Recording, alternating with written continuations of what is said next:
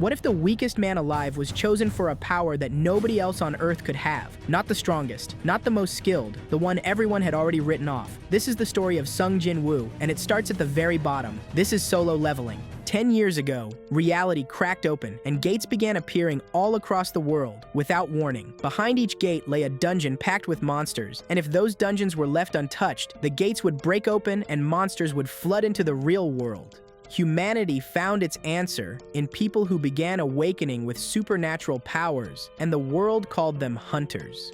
They were ranked from S at the top, down through A, B, C, D, and finally E at the very bottom. And whatever rank you woke up, it was the rank you kept forever, because no one in this world ever gets stronger than the day they started. Sung Jin-Woo woke up as E rank, and not just any E rank, but the lowest recorded score anyone had seen. Other hunters had a nickname for him that passed around quietly through the community, the world's weakest hunter. And the painful truth was that nobody was wrong.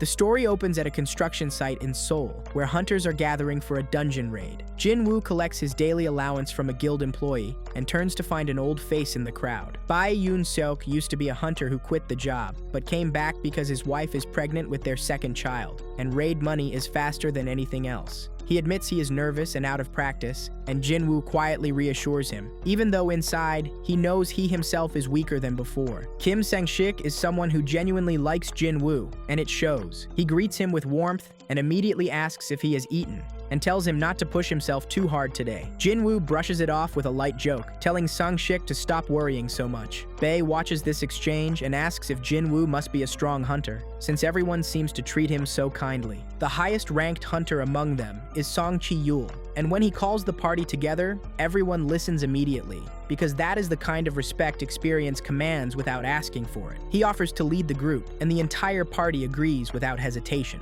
Lee Joo-hee is the healer of the group, and one of the few people who genuinely worries about how Jin-Woo is doing. Before they move out, Kim Sang-shik reminds Jin-Woo not to fall behind or get hurt, and Jin-Woo laughs it off the way he always does. The gate they are going into today is D rank, which is already above what an E rank hunter should be handling. But Jin-Woo needs the money, and Song Chi-yul does not turn him away. They gear up and face the gate. Lee Joo-hee tells Jin-Woo, "It is time," and he steals himself the same way he always does before every raid. The chapter ends with the entire party stepping through the gate together. Inside the dungeon, the party makes their way through without too much trouble. The monsters they encounter are what you would expect from a D-rank gate, and the hunters deal with them steadily, while Jin-Woo stays toward the back, doing what weakest members always do, which is survive and stay out of the way of the stronger fighters. The dungeon feels controlled and familiar, and nothing about it suggests that today is going to be different from any other day. Then, Song Chi-yul stops moving, and the party stops with him. There is a hidden path, deeper in the dungeon, that leads somewhere it should not lead, and at the end of it is a door that does not belong in any D-rank gate. Chi-yul approaches it first, with the confidence of someone who has cleared hundreds of dungeons and would go in alone if he had to. The rest of the party follows him through. What they step into is completely unlike the dungeon they just cleared. It is an enormous throne room, made of ancient stone, with carvings on every wall that look like they belong to a civilization nobody remembers. Rows of massive statues line both sides of the chamber, each one holding a weapon or an instrument, and all of them perfectly still. At the far end, on a carved stone throne, sits the largest statue of all, staring blankly over the entire room with a face that carries no expression, and yet manages to feel like it is watching everything. Near the entrance, there is a stone tablet with words carved into it, and Song Chi-yul moves toward it and reads carefully. He turns to the group and tells them what it says. These are commandments, rules for anyone inside this place, and 3 of them are listed plainly. Thou shalt worship God, thou shalt praise God, thou shalt prove your faith to God. Before anyone can fully process what that means, the giant statue on the throne opens its eyes and fires beams of scorching heat across the chamber.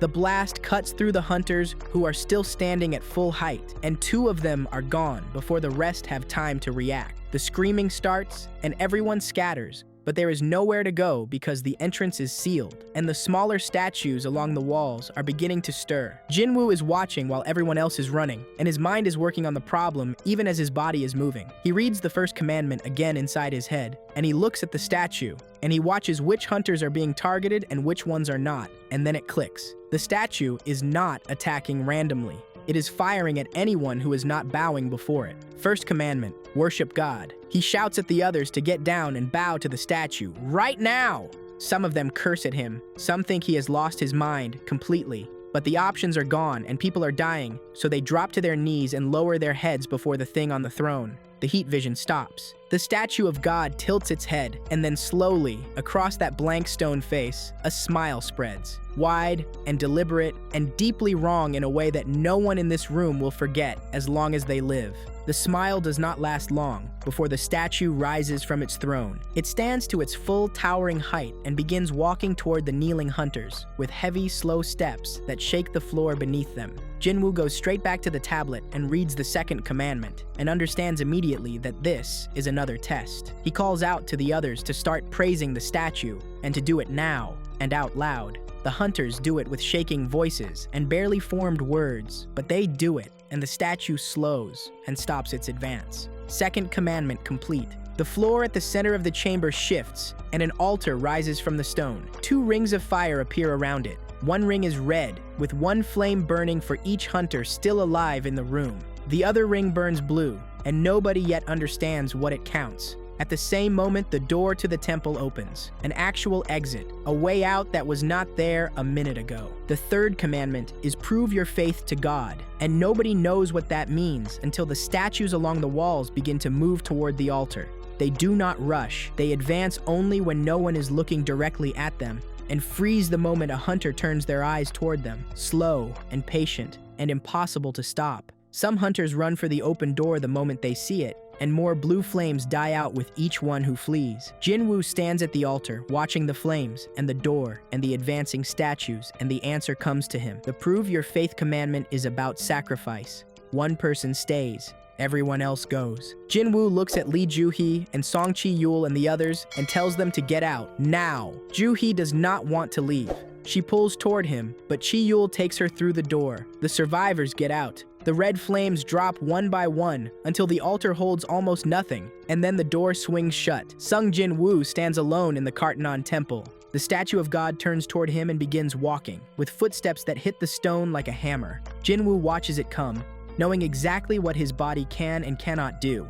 And he stays anyway, because someone had to, and it was not going to be Ju-hee. The arm of the statue of God rises. Text appears in the air in front of Jin-Woo's eyes, clean and glowing and impossible. You have been selected as a player. 2 options. Accept, decline, the arm comes down, and Jin-Woo reaches for accept. He opens his eyes to a white ceiling and the sound of a hospital, and the smell every hospital has, and lies completely still for a long moment, trying to understand how he is still breathing. His body is bandaged and connected to an IV, and the last thing he remembers was the arm of the statue of God, and then nothing. But he is here. His sister, Sung Jin-Ah, visits him and sits beside the bed, and at some point during their conversation, she notices he has unread messages and jokes that he actually has to open messages for them to mean something. Jin-Woo says little, but her words land differently than she knows, because floating right at the edge of his vision is an interface that only he can see. He opens it.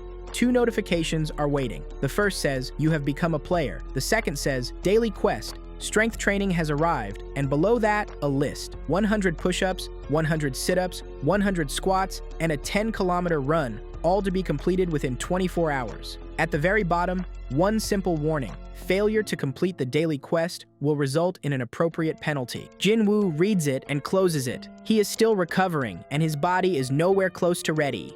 He tells himself he will handle it later, and that seems perfectly reasonable at the time.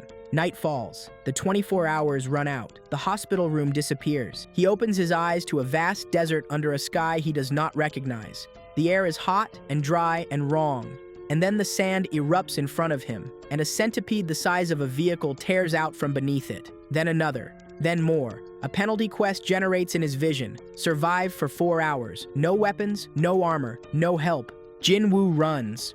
For 4 full hours, he moves through that desert in a hospital gown with bare feet, dodging creatures that should not exist, and doing the only thing the quest demands, which is staying alive long enough for the timer to hit 0. When it does, he is back in the hospital room, collapsed on the floor. He opens the system.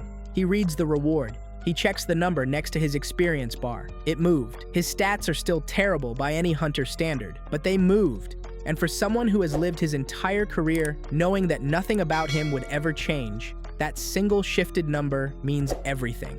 First solo hunt. The system sends him a dungeon key. Not an invitation to join a raid party or a guild assignment or any of the normal ways hunters access dungeons, but an actual key that only he can see, that unlocks an instant dungeon, which is a private dungeon instance that only Jin-Woo can enter and that disappears when he leaves.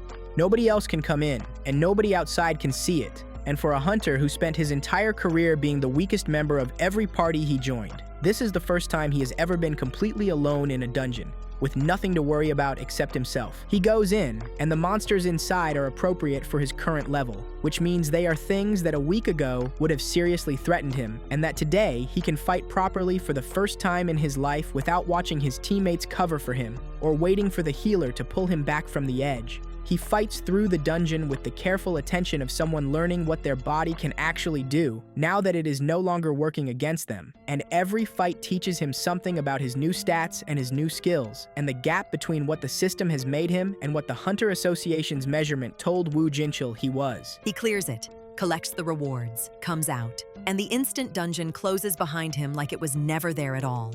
Leveling up. The daily quests continue, and so does the leveling, and Jin-Woo starts to understand the shape of what the system is doing with him, which is not just making him stronger in a general sense, but building him with the precision of something that has a specific endpoint in mind. Every quest targets something particular, and every dungeon he clears gives him experience points that translate directly into stat increases and skill upgrades. And the cumulative effect after even a few days of consistent training is something that would be visible to anyone who looked at his numbers, except that nobody can look at his numbers, because the system is invisible to everyone but him. He goes back to the instant dungeon a second time, and the monsters are harder than the first run, which means the dungeon scales with him, and he is not going to be able to farm the same content forever without the content fighting back. This is fine with Jin-Woo, because fighting things that actually push him is the point, and for a hunter who spent years being the one who got pushed, it turns out that being on the other side of that equation is something he takes to naturally. He starts thinking about money, because the hospital bills from the double dungeon are not going to pay themselves, and his mother is still sick, and his sister is still in school, and the system giving him power does not automatically solve the financial reality of his life, which means he needs to find a way to turn what the system is making him into income before the gap between his capabilities and his bank account becomes a problem he cannot manage around.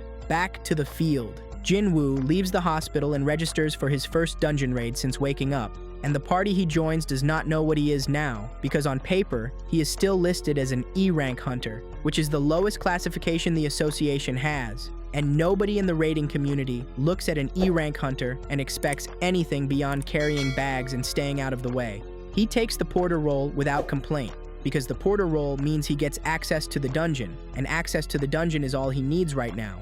Inside, he fights carefully and precisely, and at a level that is completely inconsistent with what an E-rank porter should be capable of, and the other hunters in the party notice, because hunters notice these things, especially when someone who is supposed to be your luggage carrier is taking down monsters faster than your actual fighters. He does not explain himself, and nobody pushes him too hard on it, because the dungeon is not the place for long conversations about how a porter is apparently stronger than everyone else on the team, and the raid gets completed, and Jin-Woo walks out with raid rewards, and experience points, and a reputation that is starting to look slightly more complicated than his rank suggests. He checks his stats afterwards, and the numbers keep moving in the right direction, and the right direction is uppy. The lizard dungeon. The system points him toward a new dungeon, and this one is categorized as having lizard-type monsters inside, which is a step up from what he has been clearing, and Jin-Woo goes in with the specific intention of seeing exactly how far his stats have come since the penalty zone started doing its work on him. The lizard-type enemies are faster than the monsters he has faced before,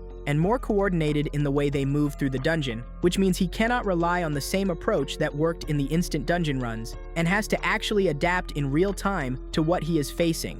He adapts. The fights are harder, and they cost him more stamina and more mana than the previous dungeons did, but the system is designed to push him at exactly the level where growth happens, and not to destroy him outright. And Jin-Woo has started to understand the logic of how it calibrates difficulty. He gets through the dungeon, and the rewards include experience points and items that the system values, and that translate into stat bonuses that push his numbers higher than they were when he walked in. What he notices after clearing the lizard dungeon is that his relationship with pain has changed in a way he cannot fully articulate. Not that he does not feel it, but that it has stopped being a signal to stop and become a signal to pay attention. And that distinction matters more than it sounds, because the double dungeon version of Jin-Woo would stop when Pain told him to, and the system version of Jin-Woo is learning that the question of when to stop is more complicated than that. Whatever comes next operates at a completely different scale from everything that came before it. If you are watching this and you are still here, then you already know what kind of story this is, the kind that earns the next episode. Subscribe right now so you don't miss part 2,